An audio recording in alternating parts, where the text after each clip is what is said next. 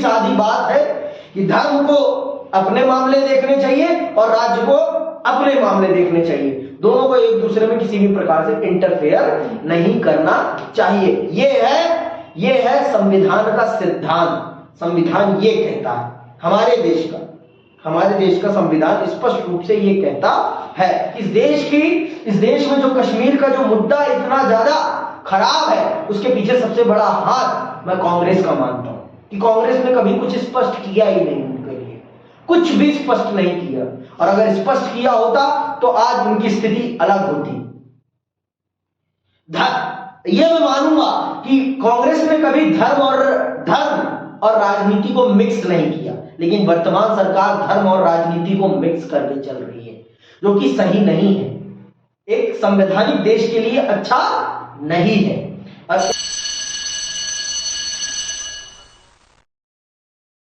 आज हम चल रहे हैं सबसे पहले समझने कि धर्मनिरपेक्षता क्या है, धर्मनिरपेक्षता का क्या सिद्धांत है और भारत कैसे एक धर्मनिरपेक्ष राष्ट्र है।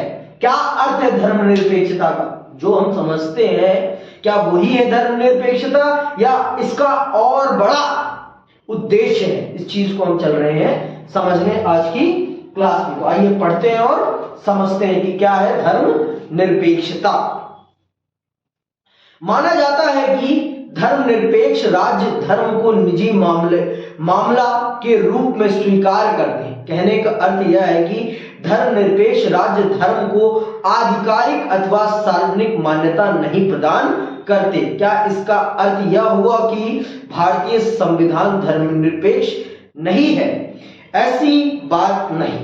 यद्यपि शुरुआत में धर्मनिरपेक्ष शब्द का जिक्र संविधान में नहीं हुआ था, लेकिन भारतीय संविधान हमेशा धर्मनिरपेक्ष रहा।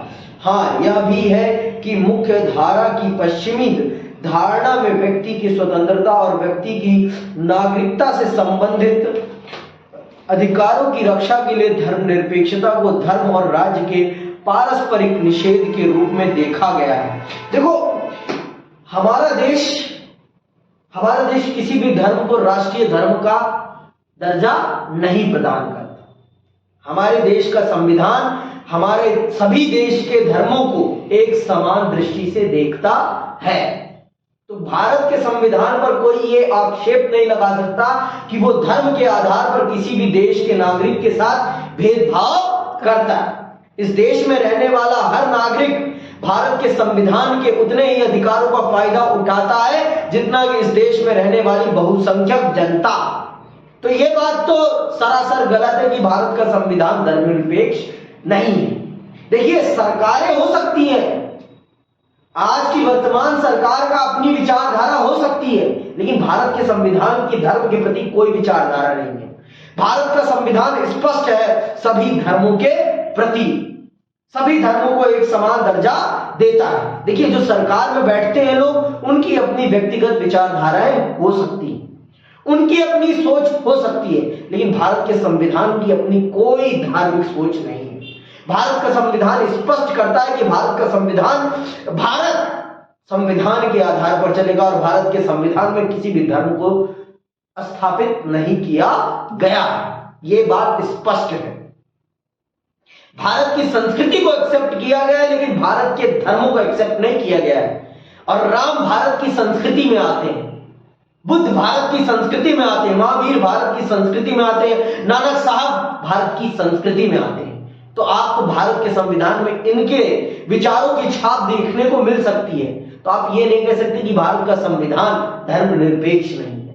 क्यों? क्योंकि भारत की ये संस्कृति है और संस्कृतियों को कोई नहीं त्यागता, संस्कृतियों को कोई नहीं त्यागता, चाहे वो कोई क्यों ना हो। जो पहाड़ में रहेंगे लोग, वो पहाड़ी कपड़े ही पहनेंगे, वो जमीन के रहने वाले लोगों की तरह कपड़े नहीं पहनेंगे, क्योंकि अगर वो उस तरह से कपड़े पहनेंगे तो वो वहां सरवाइव नहीं कर पाएंगे। ये हकीकत है। तो आगे सुनिए, इसके बारे में आप राजनीतिक सिद्धांत में विस्तार से पढ़ेंगे, जो आपकी आगामी पुस्तक है उसमें बहुत विस्तार से पढ़ेंगे। पारंपरिक निषेध शब्द का अर्थ होता है धर्म और राज्य दोनों के एक दूसरे के अंदरूनी मामले से दूर रहेंगे।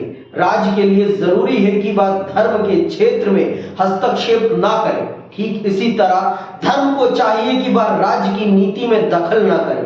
सुन लो, यह है धर्मनिरपेक्षता का असली अर्थ, कि राज्य धर्म के मामले में दखल ना करे। राज्य मतलब सरकार धर्म के मामले में दखल अंदाजी ना करे और धर्म सरकार के मामले में दखल अंदाजी ना करे। ये होता है, ये है प्राथमिक शब्दावली धर्मनिरपेक्षता की। ये है धर्मनिरपेक्षता की डेफिनेशन। लेकिन आज परिस्थितियां अलग है।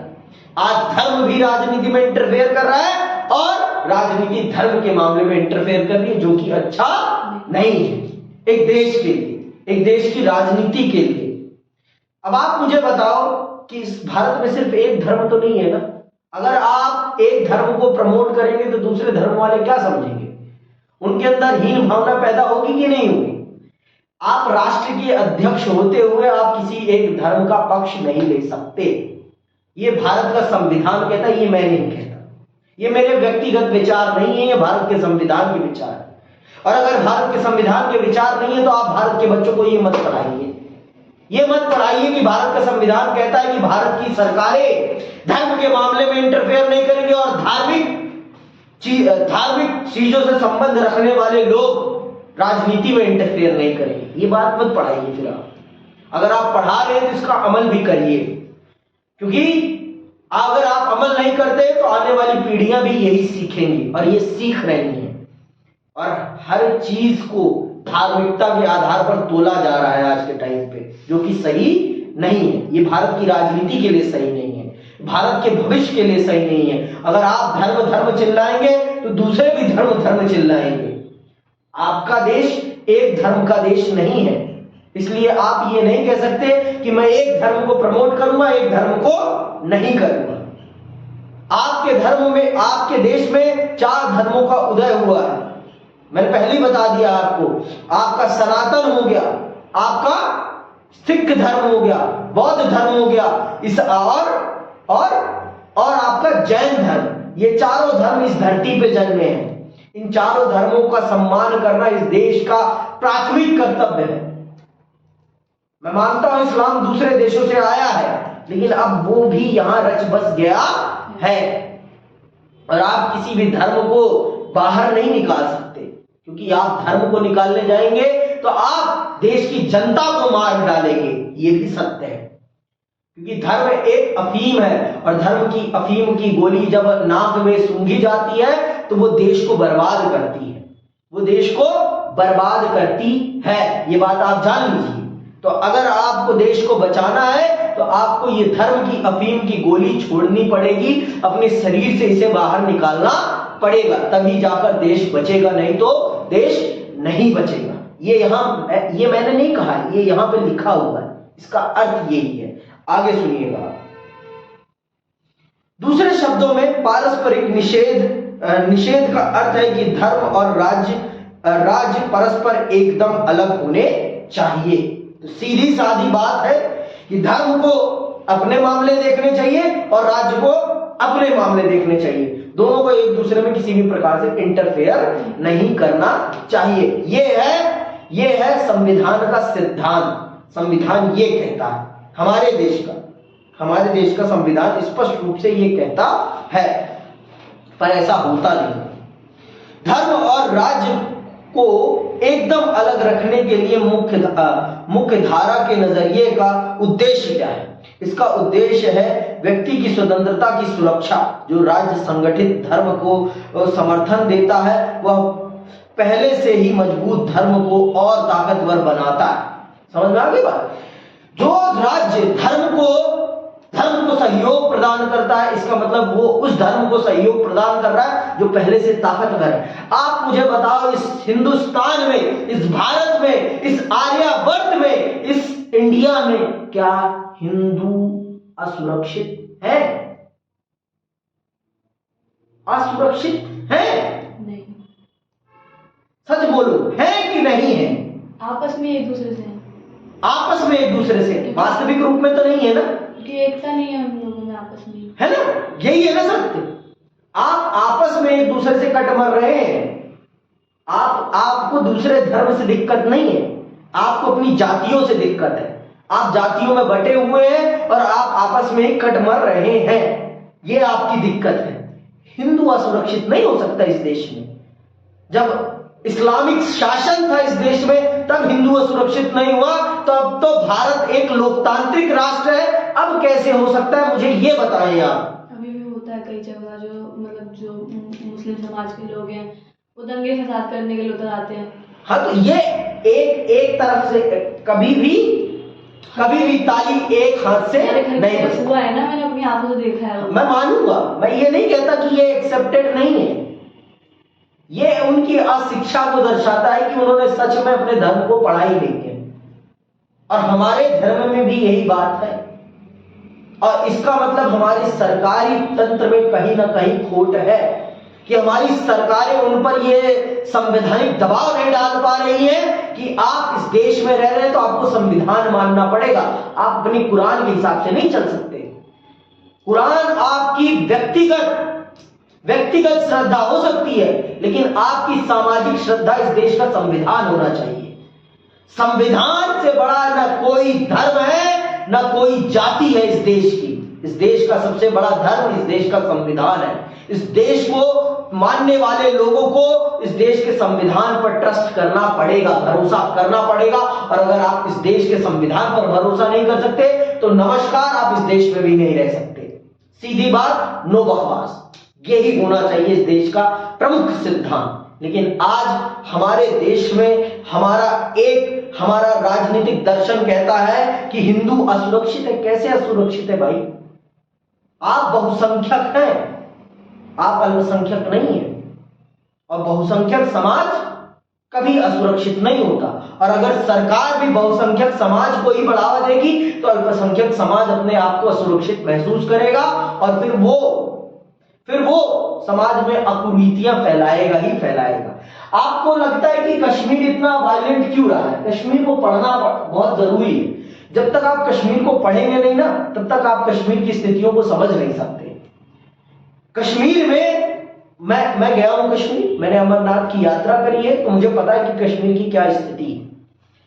मैं जितने दिन भी मैंने कश्मीर में ट्रैवल किया, उतने दिन में मैंने देखा हर आधे किलोमीटर पर सीआरपीएफ खड़ी है। उसको पूरी छावनी में तब्दील करके रखा गया। और आपके घर के बाहर चारों तरफ आपके घर के बाहर पुलिस खड़ी रहेगी तो आपको कैसा लगेगा? अच्छा लगेगा? आपकी स्वतंत्रता को बंदिश में डाल दिया जाएगा तो आपको अच्छा लगेगा? आप घर से बाहर भी नहीं निकल सकते, आप कुछ भी नहीं कर सकते। अगर आप सरकार के विरुद्ध अपना प्रदर्शन व्यक्त करते हैं तो आपके सीधे छाती में गोली ठोक दी जाएगी। आपको अच्छा लगेगा? आप अगर मानते हैं इस देश के नागरिकों ने तो उन्हें भी इस देश के नागरिकों जैसे अधिकार दीजिए ना। नहीं मानते तो फिर साफ कहिए कि नहीं मानते हम आपको अपने इस देश का नागरिक। स्पष्ट कीजिए। आप स्पष्ट नहीं करते। और ये सिर्फ एक सरकार की गलती नहीं है, कांग्रेस की भी उतनी गलती है जितनी भाजपा। आज भाजपा है, 70 साल इस देश पर कांग्रेस ने राज किया है, तो इसमें सबसे ज्यादा गलती कश्मीर मामले में कांग्रेस की। मैं भाजपा को यहां दोषी नहीं बता रहा।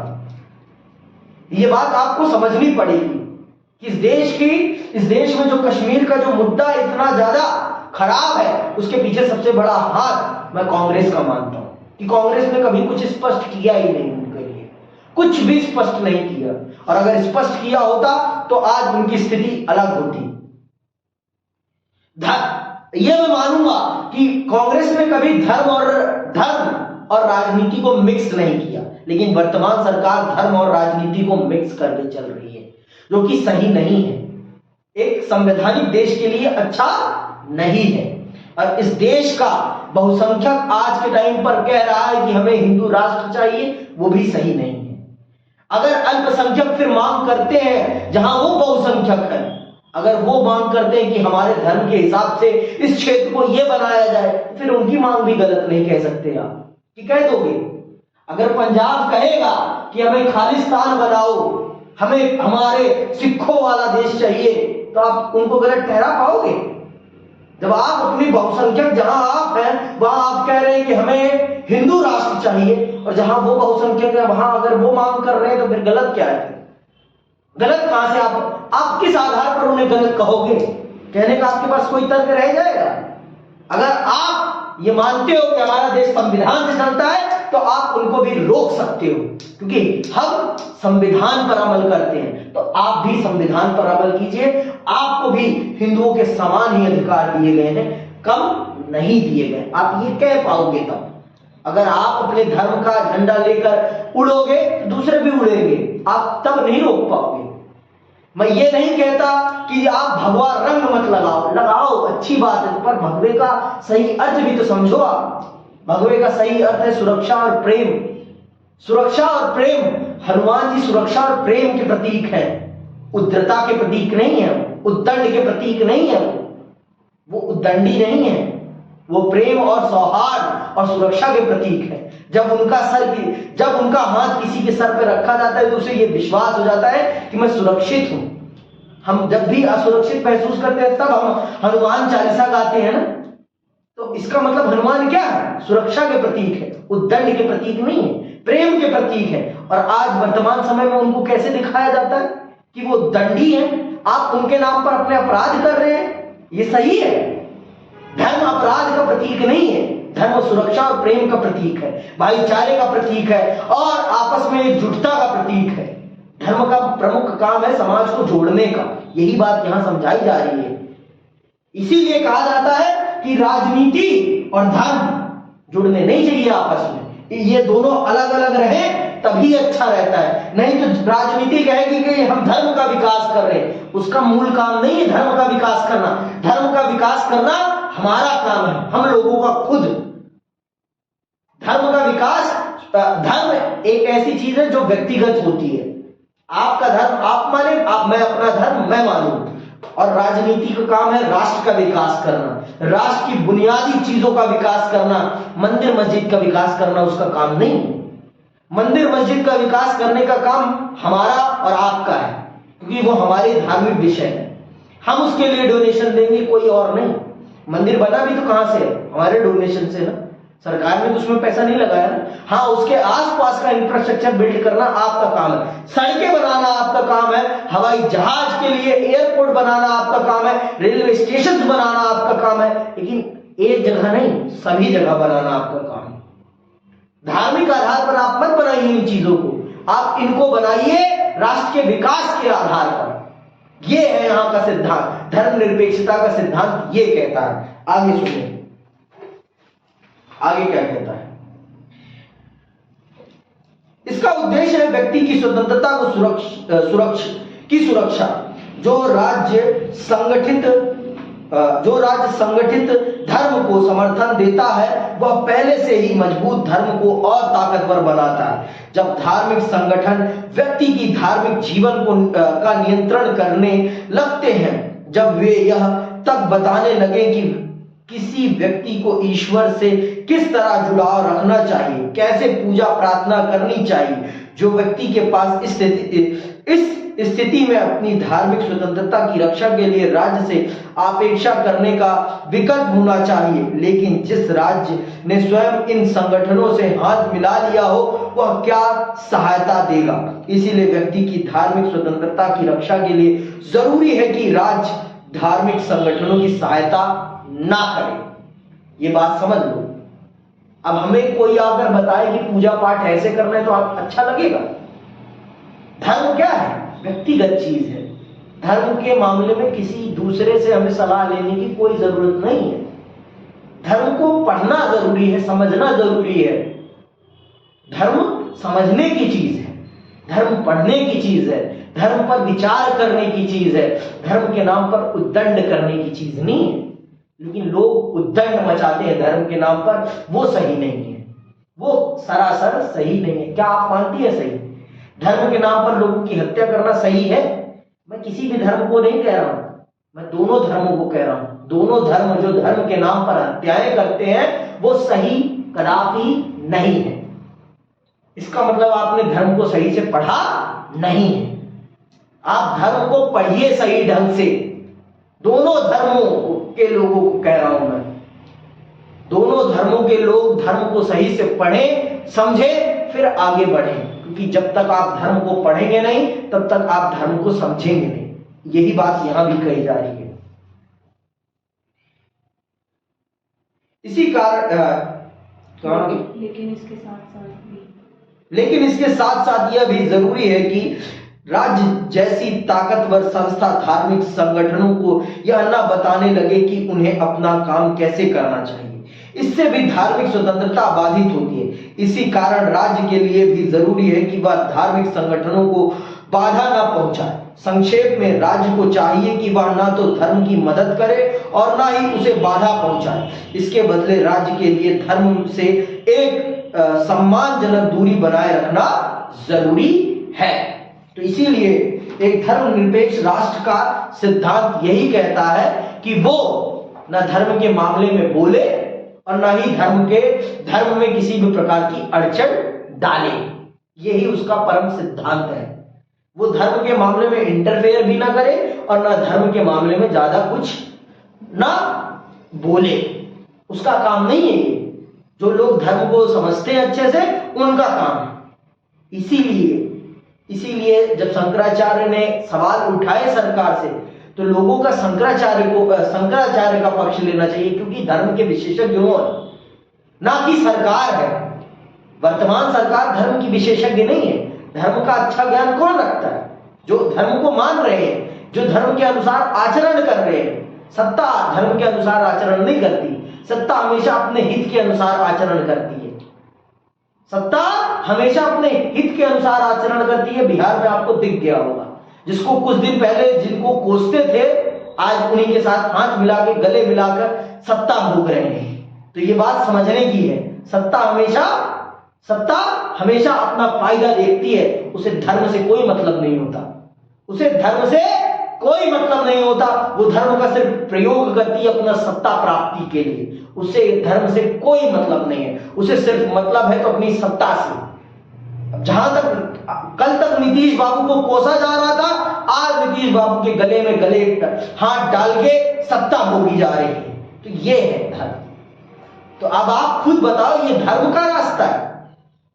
राम तो अपने जिस वचन पर खड़े थे ना, राम को मानते हैं ये लोग। फिर राम ने तो अपने पिता के वचन की मर्यादा रखने के लिए अपने आप को 14 वर्ष का वनवास दिया, पिता के वचन के लिए। और यहां जो लोग खुद ही गाली दे रहे हैं, वही लोग अगले दिन जाके मिल रहे हैं। तो ये राम के सिद्धांत है।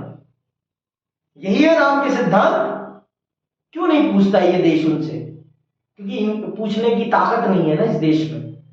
इस देश की मीडिया में तो खासकर, इस देश का जो मीडिया तंत्र है, उसके अंदर ये पूछने की ताकत नहीं। कल तक जिसे आप कोस रहे थे, आज उनके गले में हाथ डाल के कैसे आप घूमने के लिए तैयार हो गए। यही राम के सिद्धांत है। मंदिर बनाने से राम नहीं आएंगे, पढ़ाने से राम आएंगे। जब पढ़ेगा ये देश राम को, तब समझेगा ये देश राम को। समझ में आई बात? यही बात यहां भी कही जा रही है कि धर्म के मामले में सरकार को इंटरफेयर नहीं करना चाहिए और ना ही सरकार को किसी भी प्रकार का प्रतिबंध लगाना चाहिए धर्म पर। धर्म को स्वच्छंद रूप से अपने हिसाब से चलने देना चाहिए। यही अंतर है आज की सरकार में और पहले की सरकार में। यही अंतर है। क्या पहले भारत में हिंदू धर्म नहीं था? भाई बताओ, 70 साल में हिंदू धर्म का पतन हुआ था कि विकास हुआ था? कुछ नहीं हुआ था। सब अपने हिसाब से चल रहा था। पहले भी मंदिर थे इस देश में, बन ही रहे हैं, कम नहीं हुए मंदिर, कहीं टूटे नहीं है मंदिर। मुगल काल को आज के काल से कंपेयर मत करें आप, मत करें, क्योंकि अगर आप उनको कंपेयर करेंगे, अगर आप अपने इतिहास से सीख नहीं ले रहे, तो आपसे बड़ा मूर्ख कोई नहीं है इस देश में, कोई नहीं है इस देश में। ठीक, आगे सुनिए। ठीक इसी तरह राज्य को चाहिए कि नागरिकों के अधिकार प्रदान करते हुए वह धर्म को आधार न बनाए। सुन लिया क्या कह रहा है? ठीक इसी तरह राज्य को चाहिए कि नागरिकों को अधिकार प्रदान करते हुए वह धर्म को आधार ना बनाए। नागरिकों के अधिकार के बंटवारे में धर्म को ना देखा जाए। नागरिकों के अधिकार के बंटवारे में धर्म को ना देखा जाए। तो हमारा संविधान धर्म नहीं देखता किसी का, सबको उसने एक समान अधिकार दिए हैं। अब आप नहीं मांग पा रहे अपनी सरकार से अपने अधिकार, तो ये आपकी कमी है, किसी और की नहीं। आपकी भी तो अपनी कुछ जिम्मेदारी बनती है ना, कि आप अपनी सरकार से खड़े होकर कहें कि मेरे संविधान में मेरे लिए ये अधिकार है और मुझे ये अधिकार आप दीजिए, ये आपकी ड्यूटी है।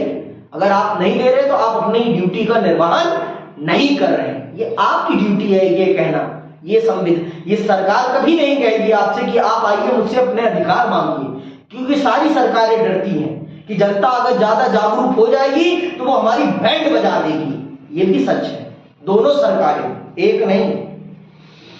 पश्चिमी दुनिया में ईसाई धर्म कई शाखाओं में बट गया और प्रत्येक शाखा का अपना चर्च था। इसी कारण ऐसा करना अनिवार्य हो गया।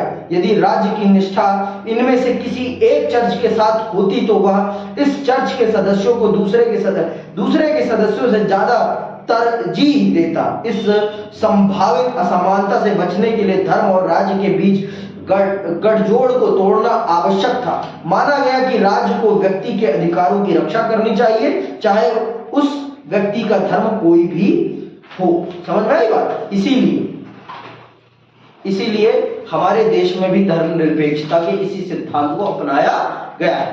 भारत में स्थितियां अलग थी और इन स्थितियों से उत्पन्न चुनौती से निपटने के लिए संविधान निर्माताओं ने धर्मनिरपेक्षता की वैकल्पिक धारणा का विकास किया।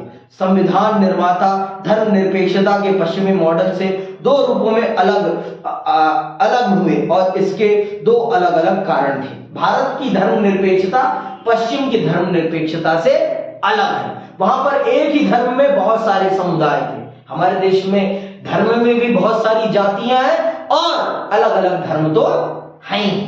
तो इसीलिए भारत की धर्मनिरपेक्षता दो आधारों पर अलग है पश्चिमी धर्मनिरपेक्षता से। वो कैसे, ये सुनिए। धार्मिक समूहों के अधिकार। पहली बात, जैसा कि बताया जा चुका है, संविधान निर्माता विभिन्न समुदायों के बीच बराबरी के रिश्ते को उतना ही जरूरी मानते थे जितना विभिन्न व्यक्तियों के बीच बराबरी को। इसका कारण यह कि किसी व्यक्ति की स्वतंत्रता और आत्मसम्मान का भाव सीधे सीधे उसके समुदाय की हैसियत पर निर्भर करता है। यदि एक समुदाय दूसरे के प्रभुत्व में हो तो उसके सदस्य भी कम स्वतंत्र होंगे। दूसरी तरफ अगर दो समुदायों के बीच बराबरी का संबंध हो, एक का दूसरे पर प्रभुत्व ना हो, तो इन समुदायों के सदस्य आत्मसम्मान और आजादी के भाव से भरे होंगे। इसीलिए भारतीय संविधान सभी धार्मिक समुदायों को शिक्षा संस्थान स्थापित करने और चलाने का अधिकार प्रदान करता है। भारत में धार्मिक स्वतंत्रता का अर्थ व्यक्ति और समुदाय दोनों की धार्मिक स्वतंत्रता होता है। तो इसीलिए भारत का संविधान किसी भी धर्म के साथ किसी भी प्रकार का भेदभाव नहीं करता। किसी भी धर्म के साथ, चाहे वो कोई भी हो, सभी धर्मों को एक समान उसने अधिकार दे रखे हैं, क्योंकि उसका मानना है कि अगर हमने किसी भी धार्मिक समुदाय के साथ भेदभाव किया तो वो व्यक्ति की स्वतंत्रता को भी प्रभावित करेगा। इसीलिए भारत का संविधान हर धार्मिक समूह को अपने धर्म का प्रचार प्रसार करने का अवसर देता है और अपने धर्म की शिक्षाओं को प्रसारित करने के लिए अपने स्कूल खोलने की भी इजाजत देता है। इसीलिए भारत में क्रिश्चियन इतने कम भी हैं, फिर भी कैथोलिक स्कूल्स इतने हैं कि कोई कहने की बात नहीं। और आपके सिख स्कूल्स भी बहुत सारे हैं, सिख स्कूल भी हैं और भाषा के आधार पर भी स्कूल हैं।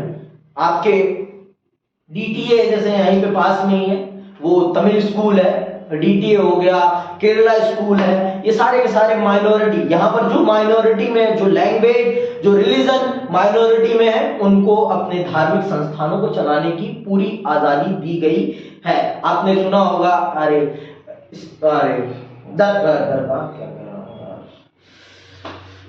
नाम याद नहीं आ रहा मुझे अभी, कोई बात नहीं, चलो बाद में बताऊं, याद आए तो। राज्य का हस्तक्षेप करने का अधिकार, राज्य का हस्तक्षेप करने का अधिकार। दूसरी बात, धर्म और राज्य के अलगाव का अर्थ भारत में पारस्परिक निषेध नहीं हो सकता। ऐसा क्यों? ऐसा इसलिए कि धर्म से अनुमोदित रिवाज, मसलन छुआछूत, व्यक्ति को उसकी बुनियादी गरिमा और आत्मसम्मान से वंचित करते हैं। इन रिवाजों की पैठ इतनी गहरी और व्यापक थी कि राज्य के सक्रिय हस्तक्षेप के बिना इसके खात्मे की उम्मीद नहीं थी। राज्य को धर्म के अंदरूनी मामले में हस्तक्षेप करना ही पड़ा। ऐसे हस्तक्षेप हमेशा नकारात्मक नहीं होते। राज्य ऐसे में धार्मिक समुदायों की मदद भी कर सकता है। मिसाल के तौर पर धार्मिक संगठन द्वारा चलाए जा रहे शिक्षा संस्थानों को वह धन दे सकता है। इस तरह राज्य धार्मिक समुदायों की मदद भी कर सकता है और बाधा भी पहुंचा सकता है। यह इस बात पर निर्भर है कि राज्य के किन कदमों से स्वतंत्रता और समता जैसे मूल्यों को बढ़ावा मिलता है। भारत में धर्म और राज्य के अलगाव का अर्थ पारस्परिक निषेध नहीं, बल्कि राज्य की धर्म से सिद्धांतगत दूरी है। यह एक जटिल विचार है। इससे राज्य को सभी धर्मों से दूरी रखने की छूट मिलती है ताकि वह अवसर के अनुकूल धर्म के मामलों में हस्तक्षेप कर सके अथवा ऐसे मामलों में दखल देने से बचा रहे। यह इस बात पर निर्भर है कि इन दोनों में से किस कदम से स्वतंत्रता, समता और सामाजिक न्याय को बढ़ावा मिलता है। ठीक है, तो भारत में ऐसा नहीं है। भारत में हमारे खुद के धर्म में ही छुआछूत है, तो इस छुआछूत को मिटाने का काम भारत सरकार ही कर सकती है, कोई और नहीं कर सकती, क्योंकि उस चीज को अमली जामा पहनाना सरकार का काम है। और अगर वो धर्म में इंटरफेयर नहीं करेगी तब तक वो धर्म को सही ढंग से समता मूलक नहीं बना पाएगी। लेकिन धर्म में इंटरफेयर सरकार तभी कर सकती है जब उसका सकारात्मक विचार हो। एक किसी धर्म विशेष, एक समुदाय, एक जाति को बढ़ाने के उद्देश्य से नहीं कर सकती हो। उसका मूल उद्देश्य क्या होना चाहिए? उसका मूल उद्देश्य होना चाहिए समता को बढ़ाना, स्वतंत्रता को बढ़ाना, सामाजिक न्याय को बढ़ाना। तब वो धर्म में इंटरफेयर कर सकती है। इस बात को समझ लो कि वो तीन ही उद्देश्यों पे धर्म में, जाति में, धर्म में इंटरफेयर कर सकती है। उसका मूल उद्देश्य हो स्वतंत्रता को बढ़ाना, समता को बढ़ाना और सामाजिक न्याय को बढ़ाना। इन्हीं तीन आधारों पर भारत सरकार भारत के धर्मों में इंटरफेयर कर सकती है। बिना इन तीनों आधारों के, बिना इन तीनों उद्देश्यों के भारत के धर्मों में भारत सरकार को इंटरफेयर करने का कोई अधिकार नहीं है। और भारत के सभी धर्मों को एक समान दृष्टि से देखना भारत सरकार का प्राथमिक कर्तव्य है। प्राथमिक कर्तव्य है, ये बात भी आप जान लीजिए। आगे सुनिए, क्या हुआ आंख में? क्यों? हमने अभी तक 3 केंद्रीय विशेषताओं के बारे में पढ़ा। इन्हें हमारे संविधान की उपलब्धियां भी कहा जा सकता है।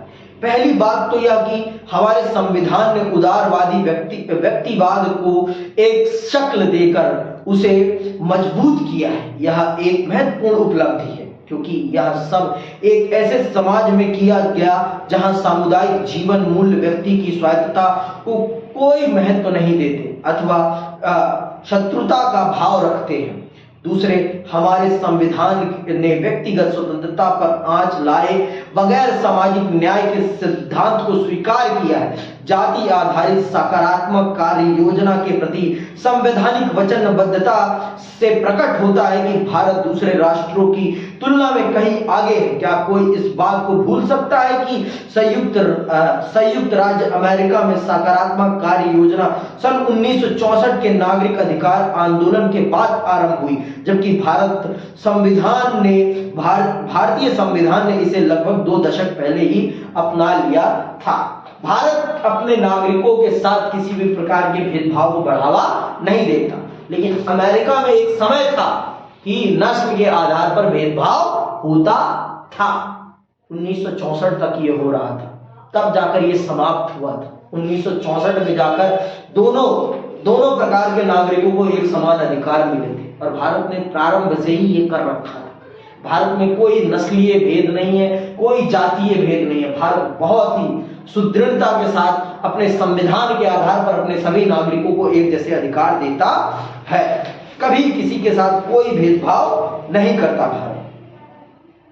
तीसरे, विभिन्न समुदायों के आपसी तनाव और झगड़े की पृष्ठभूमि में भी भारतीय संविधान ने समूहगत अधिकार जैसे सांस्कृतिक विशिष्टता की अभिव्यक्ति का अधिकार प्रदान किए हैं। इससे पता चलता है कि संविधान निर्माता उस चुनौती से निपटने के लिए बहुत पहले से तैयार थे जो 4 दशक बाद बहुसंस्कृतिवाद के नाम से जानी गई।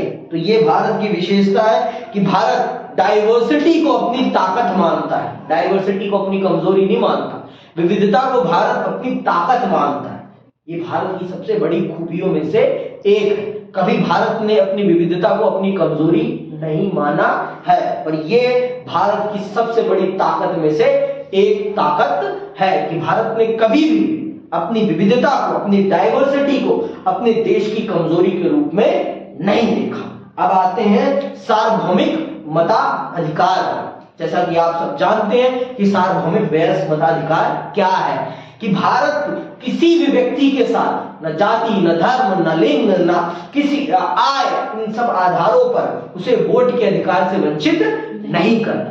भारत ही एक ऐसा देश है जिसने अपनी आजादी के साथ ही भारत के नागरिकों को वोट का अधिकार प्रदान कर दिया था, बिना किसी भेदभाव के। न जाति, न लिंग, न वर्ग, न समुदाय, न धर्म, न भाषा, किसी भी आधार पर उसने भेदभाव नहीं किया। उसने सबको सार्वभौमिक वयस्क मताधिकार प्रदान किया, और ये भारत के राजनीतिक दर्शन में से एक, संवैधानिक दर्शन में से एक विशेषता मानी जाती है। दो अन्य केंद्रीय विशेषताओं को उपलब्धि के रूप में गिना जा सकता है। सार्वभौमिक मताधिकार के प्रति वचनबद्धता अपने आप में कोई कम बड़ी उपलब्धि नहीं, खास तौर पर उस स्थिति में जब माना जाता हो कि भारत में परंपरागत आपसी ऊंच नीच का व्यवहार बहुत मजबूत है और उसे समाप्त कर पाना लगभग असंभव है। सार्वभौम मताधिकार को अपनाना इसलिए भी महत्वपूर्ण कहा जाएगा क्योंकि पश्चिम के उन देशों में भी जहां लोकतंत्र की जड़ अस्थायी रूप से जम चुकी थी, कामगार तबके और महिलाओं को मतदान का अधिकार काफी देर से दिया गया। एक बार राष्ट्र के विचार ने समाज के अभिजात तबके में जगह बना ली तो इसके परिणाम स्वरूप लोकतांत्रिक स्वशासन का विचार भी अपनाना। इस प्रकार भारतीय राष्ट्रवाद की धारणा में हमेशा एक ऐसी राज्य व्यवस्था की बात मौजूद रही जो समाज के प्रत्येक सदस्य की इच्छा पर आधारित हो। सार्वभौम मताधिकार का विचार भारतीय राष्ट्रवाद के बीच विचारों में एक है। भारत के लिए औपनिवेशिक रूप से संविधान तैयार करने का पहला प्रयास कॉन्स्टिट्यूशन ऑफ इंडियन बिल के नाम से सन 1895 में हुआ था। इस पहले प्रयास में भी इसके लेखक ने घोषणा की थी कि प्रत्येक नागरिक अर्थात भारत में जन्मे व्यक्ति को देश के मामलों में भाग लेने तथा सरकारी पद हासिल करने का हक है। मोतीलाल नेहरू रिपोर्ट 1928 में नागरिकता की इसी धारणा की पुष्टि करते हुए कहा गया कि 24 वर्ष की आयु के हर व्यक्ति को स्त्री हो या पुरुष लोकसभा के लिए मतदान करने का अधिकार होगा। इस रिपोर्ट में ऐसे हर व्यक्ति को नागरिक का दर्जा प्रदान किया गया जो राष्ट्रमंडल की भू सीमा में पैदा हुआ है और जिसने किसी अन्य राष्ट्र की नागरिकता नहीं ग्रहण की अथवा जिनके पिता इस भू सीमा में जन्म हो या बस गए हों। इस तरह शुरुआती दौर से ही सार्वभौमिक मताधिकार को अत्यंत महत्वपूर्ण और वैधानिक साधन माना गया जिसके सहारे राष्ट्र की जनता अपनी इच्छा का इजहार करती है। भारत के संविधान का एक बड़ा आप कह सकते हैं संकल्प है सार्वभौमिक वयस्क मताधिकार और एक बहुत बड़ी उपलब्धि है। जिस समय भारत में सार्वभौमिक वयस्क मताधिकार उपलब्ध कराया गया अपने देश के नागरिकों को, उस समय दुनिया के बहुत सारे देशों में जहां लोकतांत्रिक चुनाव हो रहे थे वहां पर कामगार लोगों को और महिलाओं को सार्वभौमिक वयस्क मताधिकार प्राप्त नहीं था। भारत एक ऐसा राष्ट्र था जिसने किसी के साथ बिना किसी भेदभाव के इस कानून को पास किया है। आपने देखा है संसद में यही एक ऐसा प्रस्ताव था जो बिना किसी डिबेट के पारित हुआ था।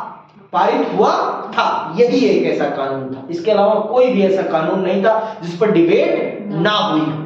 समझ में आई बात? तो भारत के संविधान निर्माता इस बात से बहुत ज्यादा संतुष्ट थे कि इस देश के हर जनता को सार्वभौमिक वयस्क मताधिकार के अंतर्गत अपने मतदान को, अपने विचार को व्यक्त करने का अधिकार होना चाहिए और अपनी सरकार को चुनने का अधिकार होना चाहिए।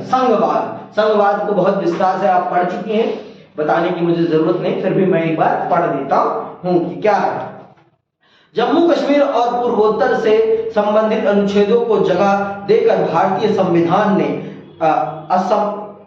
असमतोल संघवाद जैसी अत्यंत महत्वपूर्ण अवधारणा को अपनाया। संघवाद से संबंधित अध्याय में हमने देखा कि संविधान में एक मजबूत केंद्र सरकार की बात मानी गई है। संविधान का झुकाव केंद्र सरकार की मजबूती की तरफ तो है, लेकिन इसके बावजूद भारतीय संघ की विभिन्न इकाइयों की कानूनी हैसियत और विशेषाधिकार में महत्वपूर्ण अंतर है। अमेरिकी संघवाद की संवैधानिक बनावट समतोल है, लेकिन भारतीय संघवाद संवैधानिक रूप से असमतोल है। कुछ एक इकाइयों की विशेष जरूरतों को ध्यान में रखते हुए संविधान की रचना में बराबर इस बात का ख्याल रखा गया है कि इन इकाइयों के साथ सब संबंध अनूठे रहे अथवा इन्हें विशेष दर्जा प्रदान किया जाए। तो हमारे देश में कुछ राज्यों को विशेष दर्जा भी दिया गया है, सभी राज्यों का एक जैसा दर्जा नहीं। भारत का संघवाद असमता वाला संघवाद है। कुछ राज्यों के पास विशेष दर्जे हैं, जैसे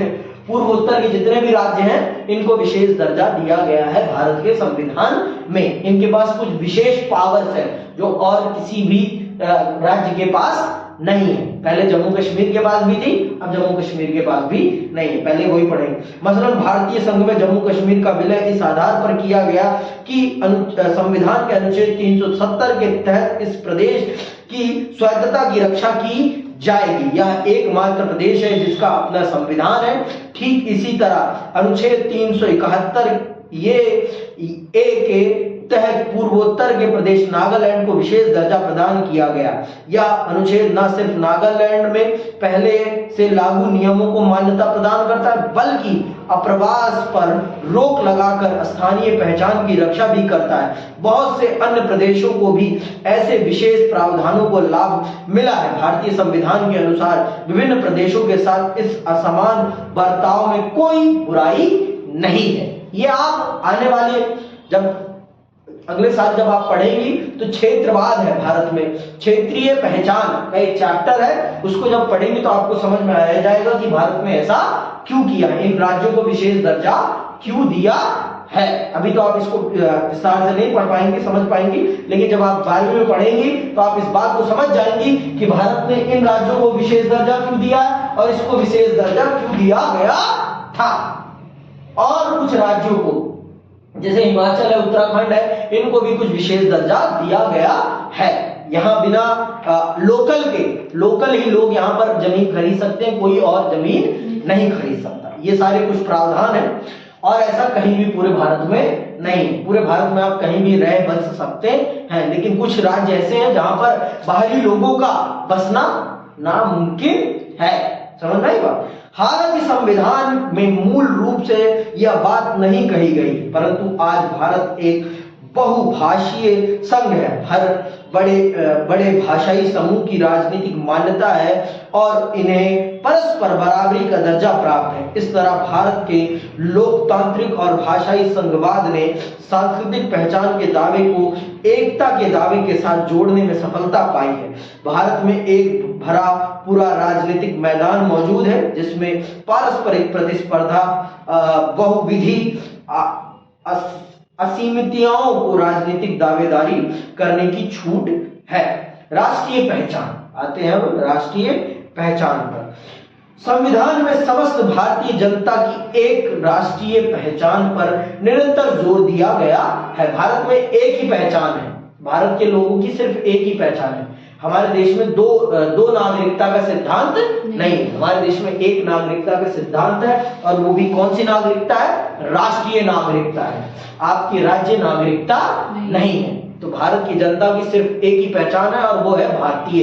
इसके अलावा उनकी कोई पहचान नहीं है। जो लोग चिल्लाते रहते हैं हम बंगाली, हम बिहारी हैं, हम उत्तर प्रदेश के हैं, उत्तराखंडी हैं, ये उनकी पहचान नहीं है। उनकी सिर्फ एक ही पहचान है और वो भारतीय है। इसके अलावा उनकी कोई पहचान नहीं। तो भारत एक पहचान पर जोर देता है। ऊपर की चर्चा से यह बात स्पष्ट हो जाती है कि हमारी एक राष्ट्रीय पहचान का भाषा या धर्म के आधार पर बनी अलग अलग पहचानों से कोई विरोध नहीं है।